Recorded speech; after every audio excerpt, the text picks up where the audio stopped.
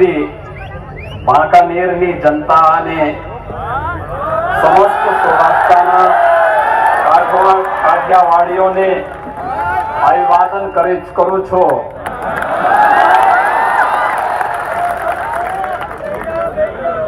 आज के इस गुजरात विधानसभा चुनाव में बांकानेर विधानसभा क्षेत्र से भारतीय जनता पार्टी के लोकप्रिय प्रत्याशी श्री जीतू भाई सोमानी जी, मोरबी विधानसभा क्षेत्र से भारतीय जनता पार्टी के लोकप्रिय प्रत्याशी और कई बार जिन्हें गुजरात विधानसभा क्षेत्र में प्रतिनिधित्व करने का अवसर मिला है, श्री कांति भाई अमृतिया जी, राजकोट के लोकप्रिय सांसद श्री मोहन भाई कुंडारिया जी, उत्तर प्रदेश सरकार में मेरे सहयोगी मंत्री श्री दयाशंकर सिंह जी, लोकप्रिय सांसद चित्तौड़गढ़ श्री जीपी जोशी जी, जिला प्रमुख पंचायत राजकोट श्री भूपत भाई बौदर जी, जिला अध्यक्ष भारतीय जनता पार्टी मोरबी श्री रणछोड़ भाई दलवाड़ी जी, बांकानेर स्टेट के महाराज केसरी देव सिंह जी, भानु भाई मेहता जी, नागदान भाई चावड़ा जी, कागो भाई जडेजा जी, हिरन भाई पारीक जी और उपस्थित बांकानेर विधानसभा क्षेत्र से जुड़े हुए सभी उपस्थित मेरे भाइयों बहनों, मैं उत्तर प्रदेश की धरती से आया हूं। आप सब जानते हैं उत्तर प्रदेश मर्यादा पुरुषोत्तम भगवान श्री राम की पावन जन्मभूमि का प्रदेश है।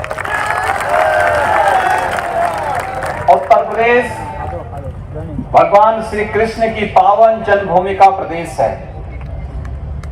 और उत्तर प्रदेश बाबा विश्वनाथ का पावन धाम का प्रदेश है।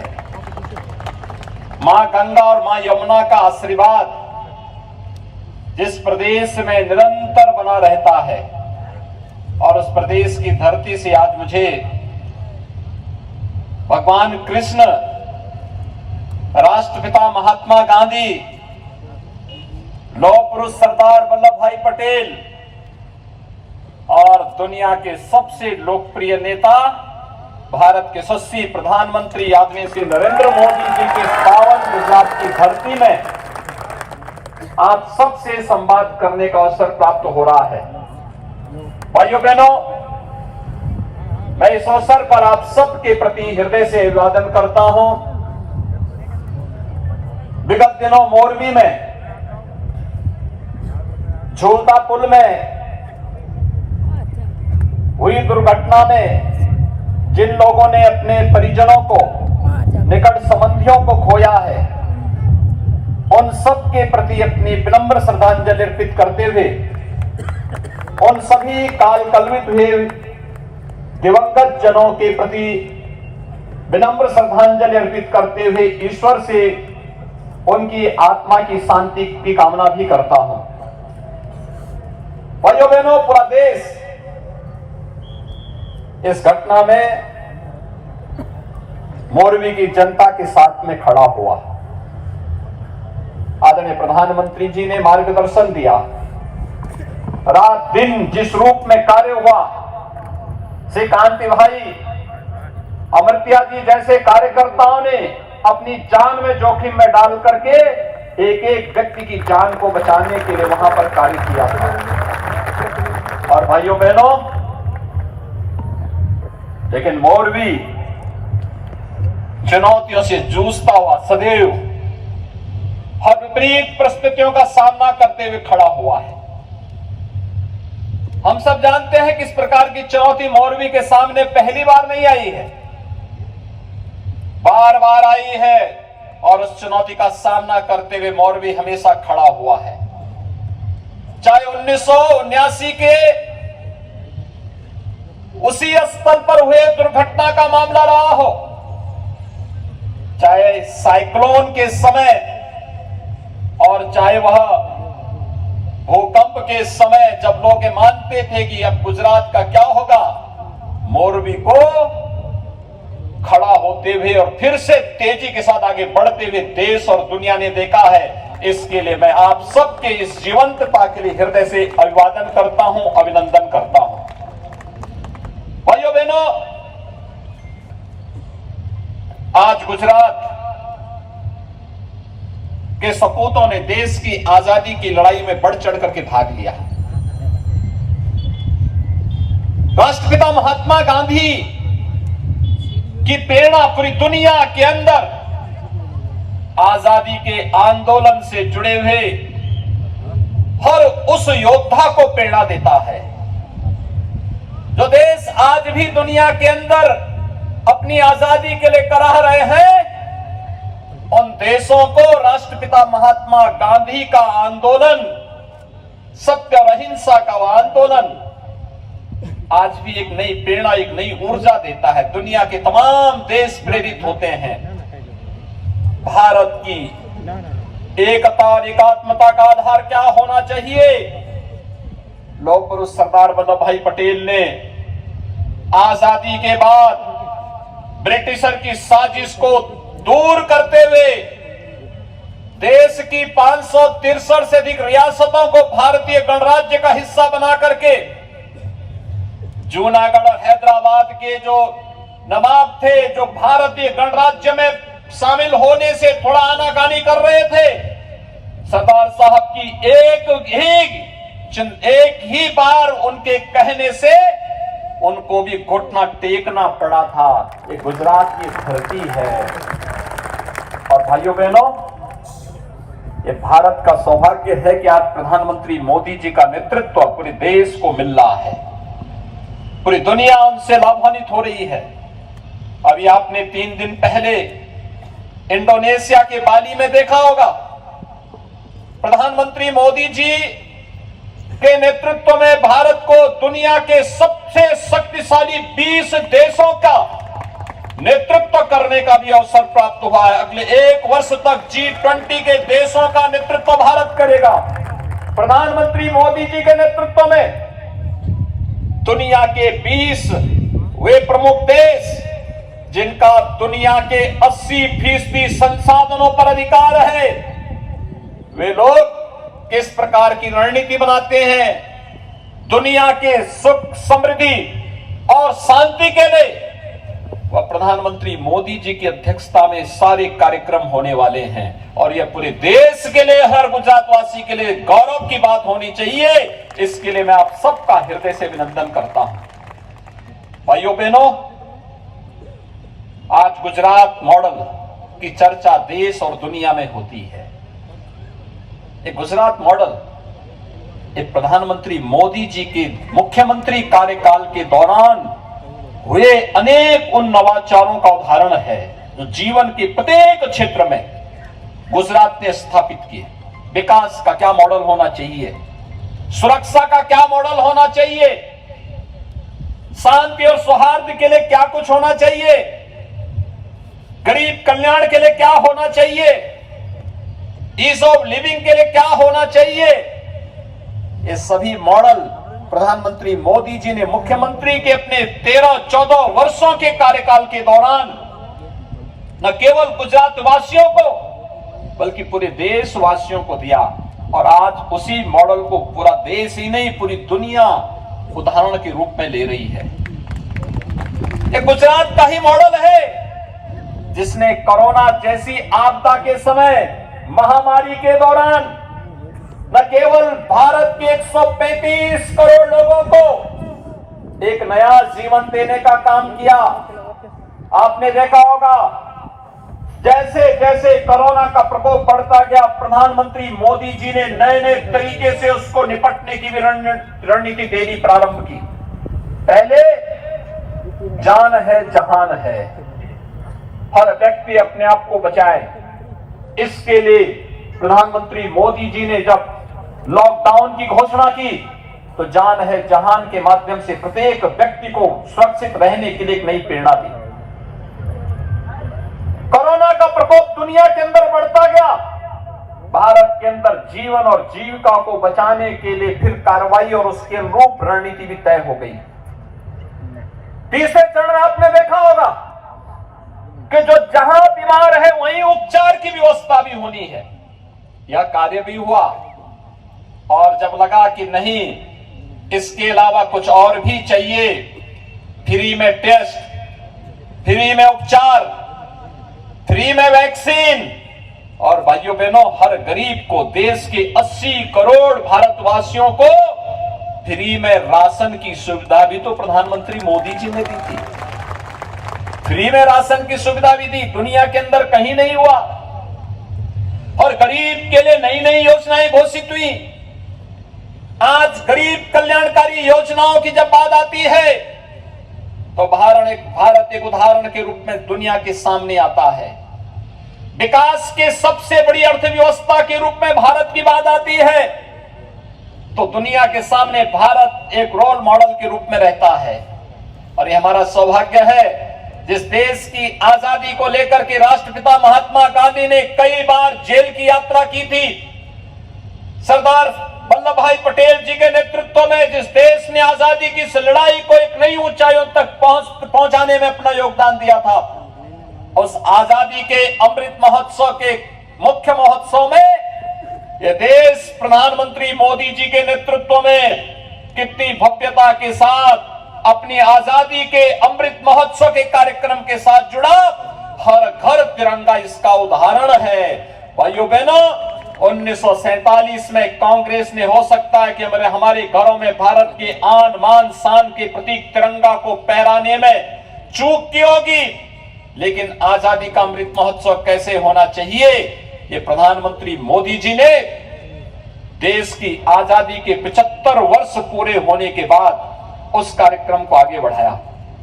आज तो मैं आपसे कहने के लिए आया हूं कि भाइयों बहनों, भगवान श्री कृष्ण कभी मथुरा छोड़ करके द्वारिका में आए थे। द्वारिका उनका धाम बना, एक तीर्थ बन गया। आज गुजरात में भगवान सोमनाथ मंदिर के पुनरुद्धार के साथ ही आज उसका भव्य रूप जब देखने को मिलता है, द्वारिका के भव्य स्वरूप को सामने लाने का कार्य होता है। अंबा माता के मंदिर के भव्य रूप को दुनिया के सामने जब प्रस्तुत किया जाता है, ऐसे ही भारत की विरासत के प्रतीक, आस्था के प्रतीक, इन सभी धर्मस्थलों को एक भव्य स्वरूप देखने को मिलता है, तो उससे एक नई प्रेरणा हम सबको भी प्राप्त होती है। और हम सब आभारी हैं आपके। आपने बार बार मोदी जी को यहां मुख्यमंत्री के रूप में चुना। मोदी की इतनी लोकप्रियता हुई और देश के प्रधानमंत्री बने, और प्रधानमंत्री बनने के बाद आज मोदी जी का मार्गदर्शन और उनका नेतृत्व उत्तर प्रदेश को वैसे ही मिल रहा है जैसे गुजरात को मिल रहा है। और भाइयों बहनों, उसका परिणाम भी देखने को मिल रहा है। आपने देखा होगा उत्तर प्रदेश के अंदर 500 वर्षों का इंतजार समाप्त हुआ ना। अयोध्या में भगवान राम का भव्य मंदिर का निर्माण कार्य प्रारंभ हो गया ना। अयोध्या में भगवान राम के भव्य मंदिर का निर्माण कार्य प्रारंभ हुआ। और काशी में काशी विश्वनाथ धाम किस भव्य रूप में देखने को मिल रहा है। आप में से बहुत सारे लोग गए होंगे, जो नहीं गए मैं उनको आमंत्रित करूंगा, काशी में आइए, काशी विश्वनाथ धाम का दर्शन करिए। कितना भव्य स्वरूप हो गया है। कोई 2017 के पहले गया होता, 14 के पहले गया होता, उसे विश्वास ही नहीं होगा। यही तो है, मोदी है तो मुमकिन है, इसी को कहते हैं। यही है जो संकल्प लिया। आज विकास की नई नई ऊंचाइयों को छूता हुआ भारत, आस्था के तीर्थ स्थलों का हो रहा सम्मान और उसका भव्य स्वरूप। आप उत्तराखंड में केदारपुरी और बद्रीनाथ धाम में जाइए, वहां पर भी यही भव्य स्वरूप आपको देखने को मिलेगा। आप उज्जैन में जाइए, महाकाल के महालोक का दर्शन करिए। प्रधानमंत्री मोदी जी ने अभी कुछ दिन पहले उसका लोकार्पण भी किया है। और भाइयों बहनों, मैं पूछना चाहता हूं, क्या कांग्रेस रहती तो अयोध्या में भगवान राम का मंदिर बन गया होता क्या? क्या कांग्रेस के रहते काशी में भगवान विश्वनाथ का धाम इस भव्य स्वरूप को प्राप्त कर पाता क्या? कांग्रेस के रहते, अच्छा बताओ, प्रधानमंत्री मोदी जी और गृह मंत्री अमित शाह जी ने कश्मीर की धारा 370 को सदैव के लिए समाप्त कर दिया, आतंकवाद की जड़ को सदैव के लिए मिटा दिया। क्या कांग्रेस के रहते सब संभव हो पाता क्या? जब भाइयों बहनों, कांग्रेस न आपकी सुख दुख में सहभागी बन सकती है, कांग्रेस न आपकी आस्था का सम्मान कर सकती है, कांग्रेस न देश की सुरक्षा कर सकती है, कांग्रेस न वैश्विक मंच पर भारत को प्रतिष्ठा दिला सकती है, कांग्रेस भारत को दुनिया की सबसे बड़ी अर्थव्यवस्था के रूप में भी स्थापित नहीं कर सकती है। और कल तो मैं एक बड़ा मजेदार देख रहा था, कल कांग्रेस के एक मंच पे राष्ट्रगान हो रहा था, राष्ट्रगान के दौरान फिल्मी गीत बजने लग गया। ये तो इनकी राष्ट्रभक्ति है। राष्ट्रगान का भी सम्मान नहीं कर सकते। भाइयों बहनों, राष्ट्रपिता महात्मा गांधी जी ने एक बात कही थी आजादी के बाद कि कांग्रेस को विसर्जन कर देना चाहिए। और राष्ट्रपिता की उस संकल्प को पूरा करने का समय लगता है, समय आ गया है समय। और इसीलिए गुजरात में कोई संदेह नहीं, आज डबल इंजन की सरकार जिस तेजी के साथ कार्य कर रही है, प्रधानमंत्री मोदी जी का नेतृत्व है, उनका मार्गदर्शन है, भूपेंद्र भाई पटेल जिस मजबूती के साथ यहां कार्य कर रहे हैं, इसको देखते हुए मोरवी की हर सीट भारतीय जनता पार्टी के चुनाव चिन्ह कमल के फूल की तरफ जाना चाहिए। और भाइयों बहनों, यही संकल्प लेने के लिए आज मैं आपके पास आया हूं, आपसे कहने के लिए आया हूं। और मैं आप सबसे इस बारे में करूंगा कि आप सभी इस बात से सहमत हैं कि देश का विकास और देश की सुरक्षा के लिए भाजपा आवश्यक है। आप मानते हैं देश की सुरक्षा, देश की आस्था का सम्मान ये केवल भारतीय जनता पार्टी और प्रधानमंत्री मोदी जी के द्वारा ही संभव है। आप मानते हैं ना? सभी लोग मानते हैं। भाइयों बहनों, आप सबसे मैं अपील करूंगा, अगर आप ये मानते हैं तो मैं आप सबसे अपील करूंगा कि हमारे बांकानेर से भारतीय जनता पार्टी ने एक जुझारू कर्मठ कार्यकर्ता को, बहुत पुराने कार्यकर्ता हैं, विचारधारा से जुड़े हुए कार्यकर्ता हैं, जीवन पर्यंत एक निष्ठा के साथ अपने राष्ट्रवादी विचारधारा का समर्थन करते हुए, उसका अनुसरण करते हुए उन्होंने पूरा जीवन जिया है। ऐसे श्री जीतू भाई सोमानी को बांकानेर विधानसभा क्षेत्र से भारतीय जनता पार्टी ने प्रत्याशी बनाया है। मोरवी से भारतीय जनता पार्टी ने श्री कांति भाई अमृतिया जी को अपना प्रत्याशी बनाया है। भाइयों बहनों, चुनाव के दौरान प्रत्याशी के लिए बहुत कठिन होता है कि हर घर जा सके। एक एक कार्यकर्ता को प्रत्याशी स्वयं बनना होता है। और मेरी आप सबसे अपील होगी, ये लड़ाई वास्तव में राष्ट्रवाद बनाम राष्ट्र विरोध का है, विकास बनाम विनाश का है, राष्ट्रवाद बनाम आतंकवाद का है, देश के सम्मान बनाम देश का विरोध करने वालों के बीच में हो जाता है। और गुजरात से ज्यादा इसको कौन समझ सकता है। और इसलिए मेरी आप सबसे अपील होगी कि भारतीय जनता पार्टी के इन सभी प्रत्याशियों को कमल चुनाव चिन्ह पर भारी बहुमत से विजयी बनाने की अपील आप सबसे करने के लिए मैं आया हूं। आप सभी सहमत हैं? सभी लोग सहमत हैं? दोनों हाथ उठा करके मेरे साथ आप सभी बोलेंगे, दोनों हाथ उठा करके, जय जय जय गरवी गुजरात, जय जय जय गरवी गुजरात, हर हर महादेव, जय श्री कृष्णा, जय श्री राम, जय जय श्री राम।